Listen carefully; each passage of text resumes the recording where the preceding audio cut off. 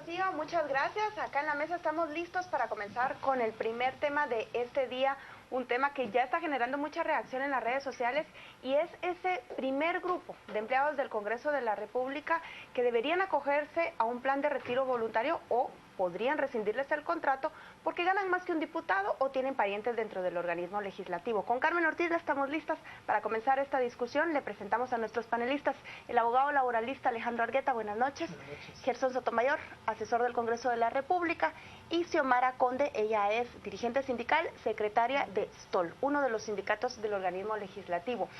Vamos a comenzar con Gerson Sotomayor para que nos explique el marco legal bajo el cual van a buscar que estos trabajadores se retiren del Congreso. Y me permito comenzar con la primera pregunta.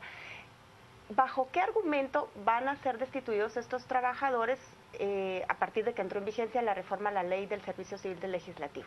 Bueno, hay, creo, varias cosas que aclarar que están en la palestra pública y que obviamente no creo que se ha generado mucha expectativa al respecto.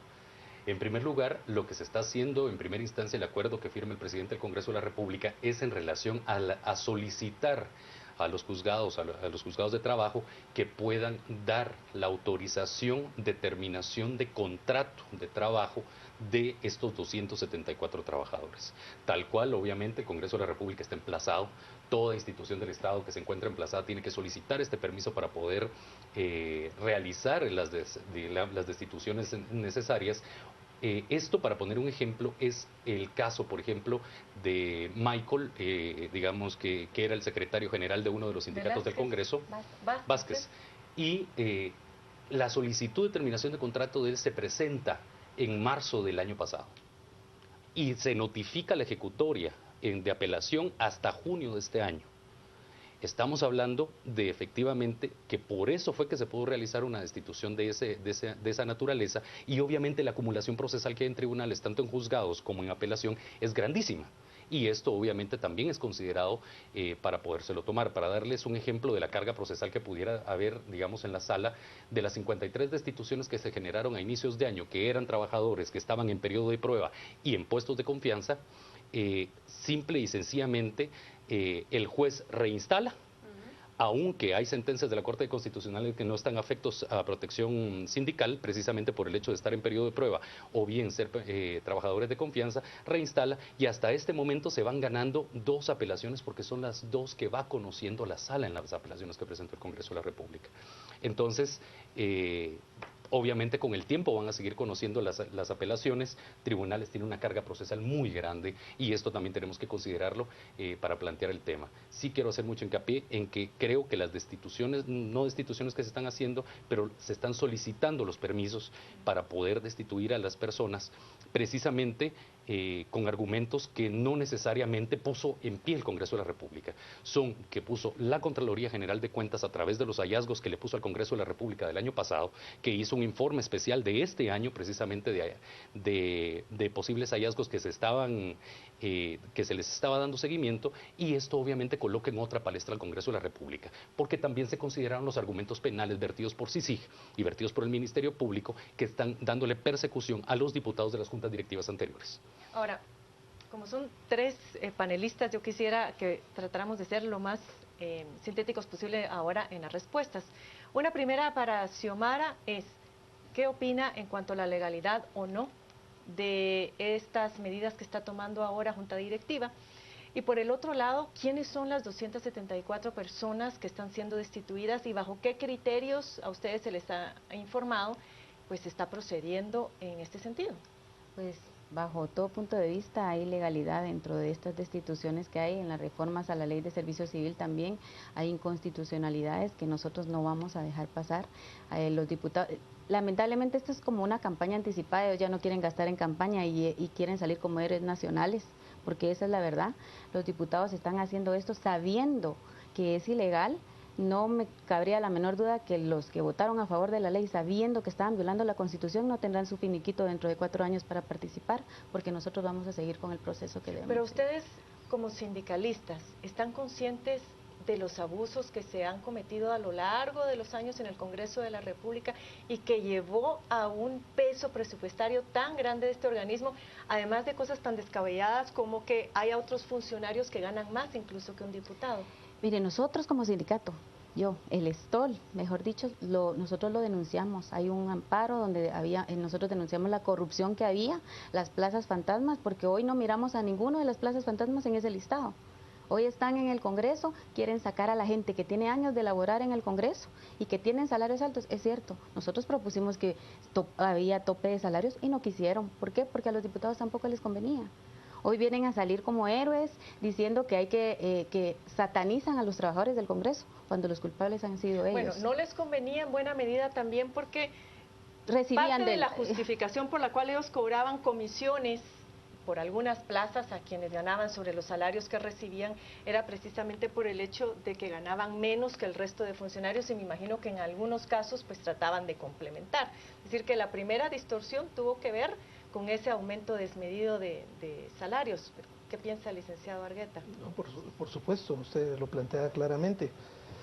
Mire, el problema del Congreso, con esto de la fórmula del aumento salarial que se pactó, voy a ser concreto y directo. Eso es un tremendo error, es irracional desde el punto de vista de una administración proba y de un Estado volcado hacia el bien común, es ilegal, podría decirlo con toda directo, que no es una cosa legal. Ha sido un gran error para los sindicatos haber tenido una fórmula que yo le podría decir, yo la he visto, yo tengo un conocido de origen judío aquí en Guatemala, que su esposa tiene una bodega en Villanueva, la alquila y tienen fórmulas así de aumentar porcentajes de los alquileres, son usurarias. Eso no se puede hacer en la negociación colectiva, no es correcto, no se hace en el sector privado y menos en la administración pública. Entonces eso se tiene que arreglar. Alejandro, pero ¿cuál es su opinión en concreto de estos 278 diputados que según la Junta Directiva, funcionarios, mejor dicho, del Congreso, que según la Junta Directiva deberían irse? Bueno, entonces, dejando claro eso de que eso hay que arreglarlo, entonces hay que valorar si esa es la solución. Y la solución, lo que se le debe de valorar es si va a resolver el problema, no solo para el Congreso, sino que en eso mismo hay municipalidades y muchas entidades estatales más, y si va a permitir que esto no se vuelva a repetir. Y mi opinión es que, lejos de ser una solución, es un error catastrófico y es un error que va en contra del Estado de Derecho y completamente fuera de lo que es la coyuntura. Y si me permite lo voy a decir por qué. Porque para empezar, el problema no es laboral. El problema tiene que ver con derecho administrativo y con la gestión transparente de los fondos públicos, en donde hay responsables principales y responsables secundarios. Por ejemplo, ahorita que venía para acá, estaba escuchando a las radios y estaban hablando personas del Congreso y dicen, lo plantean así: el Congreso se va a ahorrar 74 millones de quetzales al año con estos despidos.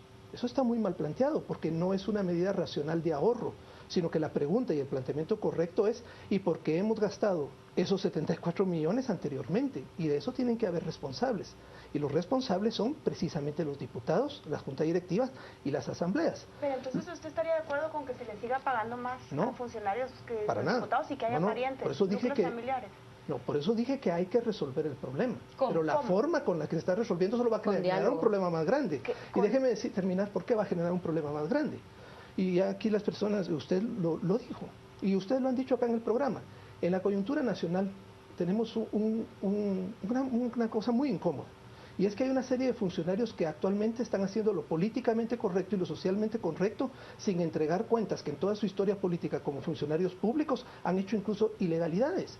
Y no pasamos solo de comentarlos, y aquí lo que hay que preguntarse es por qué no van a rendir cuentas. Y los sindicalistas pueden llegar a ser muy responsables, primero administrativamente y incluso penalmente, si se demuestra que se coludieron, o sea, se asociaron con los diputados para establecer esta estructura de defraudación de los fondos públicos. Pero ahora la solución que plantean, yo le pregunto, mire, solo se lo voy a poner así bien fácil. Los jueces, mire pues, los jueces van a llevar nulidades y despidos y esto y el otro, y cuando vean los hechos, ¿van a certificar lo conducente a la Contraloría? ¿Van a certificar lo conducente al Ministerio Público? ¿O van a omitir las denuncias y se van a quedar callados y no van a hacer absolutamente para reparar todas estas ilegalidades? Yo llevo juicios contra el Congreso, donde tengo casi certificaciones de lo conducente, en donde ni los jueces ni las autoridades del Congreso toman ninguna acción y se quedan callados. Entonces la pregunta es, ¿eso nos va a ayudar a tener un mejor país o simplemente va a ser una sangre que se derrama en la arena para calmar al Dios, o sea, el sacrificio al volcán, y mañana vamos a tener un problema del cual nos vamos a arrepentir absolutamente todos los sectores. El licenciado Argueta decía que no es la solución esto que se está haciendo ahora, la destitución de los funcionarios y cómo se han abordado los problemas. Usted mencionaba, Xiomara, que el diálogo era la solución, pero también hubo un proceso de diálogo que trató de iniciarse, entiendo yo, pues eso era lo que se había anunciado, que había un proceso de diálogo ya instalado con los miembros de los sindicatos. En alguna oportunidad el presidente del Congreso dijo que él podía escuchar, pero que eso no era un asunto de diálogo, sino que al final el Congreso de la República tenía pues toda la potestad y autoridad para tomar sus propias decisiones. No, para la negociación del pacto tiene que haber un diálogo. Y eso es lo que no ha habido. Nosotros lo hemos solicitado varias veces al diputado Barreda, y usted que es asesor de él o era asesor de él sabe, y nos dijo que no, que el Estado no tenía la competencia y que no podíamos participar en el diálogo. Hemos solicitado todo eso. Porque solamente compete al sindicato mayor. Por supuesto, pero porque se ha llevado con el sindicato mayoritario únicamente es que estamos como estamos, y que me perdonen, pero es la verdad. Aquí hay consecuencias y lo hemos dicho, hay que poner un tope, hay que pararlo. Pero el diputado hoy viene a hacer tanto escándalo y al final va a salir diciendo no se pudo, cuando se pudo hacer cambios con diálogo. Cuando escucha a Xiomara, ¿por qué? Bueno, hay ciertas cosas que yo creo que es necesario plantear también y dejar muy claro. El negocio de los emplazamientos al Estado se ha convertido en una actividad rentable para los sindicatos. ¿Por qué? Porque ha servido de forma de extorsión hacia el Estado. Y ¿por qué lo planteo de esta manera? Se colusionan básicamente los sindicatos. En el Congreso hay 3 sindicatos. En un momento plantea una solicitud de emplazamiento un sindicato. Se va feneciendo, el otro mete solicitud. Y entonces siempre mantienen constantemente emplazado el Congreso de la República. Obviamente, en ese momento no piensan sobre los intereses, digamos, del bien común. ¿Por qué planteo esto? Normalmente en la iniciativa privada el derecho laboral, y eso lo sostengo, el bien común está diseñado para los trabajadores porque son la mayoría. En el sector público el bien común es la gente que paga sus impuestos y que necesita que el Estado haga efectivo y racional y transparente la ejecución de los fondos públicos, pero por supuesto también velando por la calidad del gasto público. Pero tomando calidad del gasto público, Gerson, de esa cadena de emplazamientos y de recursos y de apelaciones, etcétera, ¿qué escenarios se han planteado ustedes? Porque uno piensa que esto al final nunca se va a solucionar, sino que va a ser una lucha que se va a llevar en los tribunales, pero están prácticamente amarrados de pies y manos. Así es, y hay otra condicionante, creo, importante plantear, que es precisamente porque, digamos, y lo planteo, toda la administración pública está amarrada de pies y manos. Y cuando estás amarrado de pies y manos en materia laboral, obviamente se tiene que solicitar el permiso al juez para poder destituir. Como se está planteando, y con todo respeto lo planteo, es el tema, se está solicitando el permiso.